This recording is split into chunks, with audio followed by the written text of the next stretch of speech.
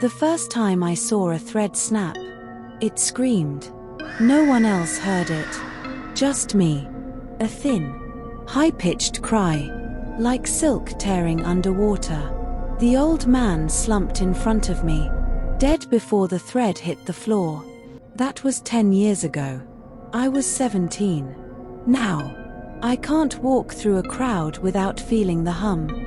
Thousands of threads brushing against my skin, whispering like trapped nerves. Some people see color. I see expiration dates.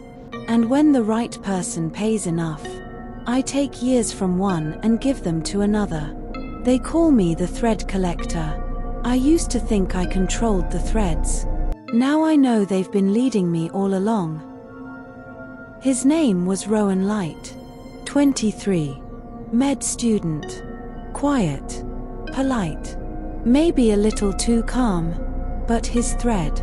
God, his thread. It wasn't gold. It was alive. It pulsed like it had a heartbeat of its own. When he walked, it swayed through the air, brushing against strangers' threads. They flickered when it touched them, dimmed, shivered, like they were bowing. I followed him for 3 days. The thread never left my sight.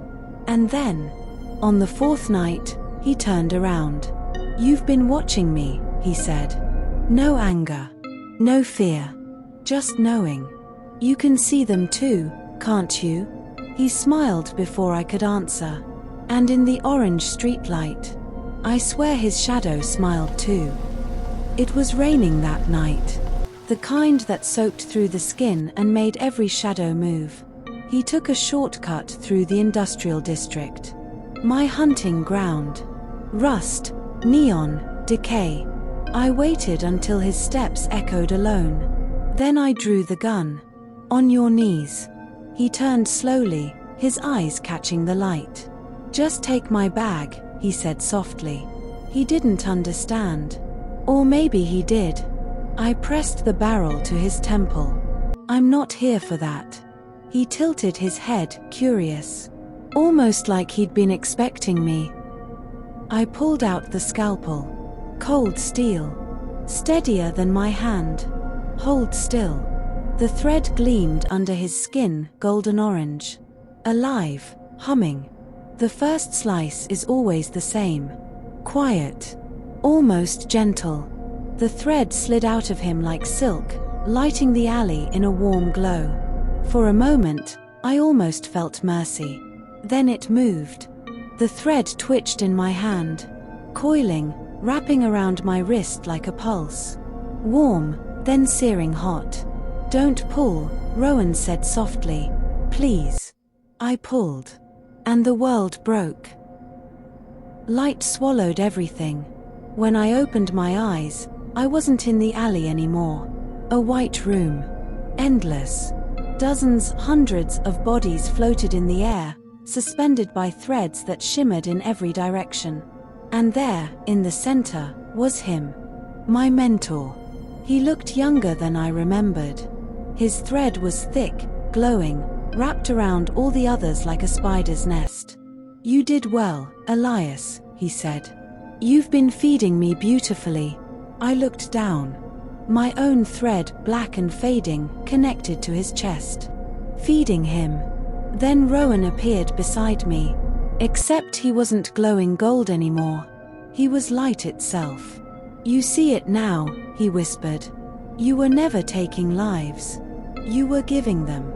The mentor smiled, raising his hand to pull the last thread, mine. But Rowan moved first.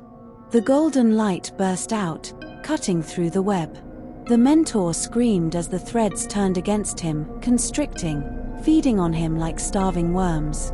The white room shattered. When I opened my eyes, I was back in the alley. Rain still fell, but slower now. Like the world was catching its breath. Rowan stood over me. His eyes blazed with light, veins glowing under his skin like molten gold. I couldn't move. "My thread," I gasped. "Where is it?" He smiled, that same calm, patient smile. "It's home." I looked down. The light that once ran through my hands was gone, dissolving into his fingertips, sparks drifting into the rain. I reached for him, trembling. "You don't understand. I was trying to save her. My sister. She's dying." He crouched down, his hand on my face. "Then she'll see you soon." And with that, my thread snapped. No scream, no sound. Just silence, like the universe exhaled. They found my body 2 days later, still kneeling in the alley, eyes open, but the reflection in the puddle. It wasn't mine. Rowan's face stared back, smiling faintly, orange threads glowing under his skin.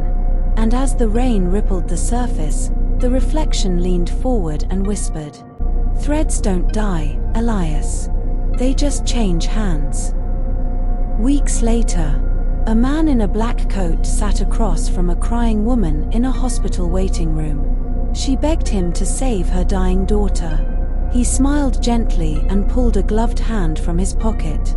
"Tell me," he said, "how many years would you trade?" And from the shadows, faint golden threads began to stir.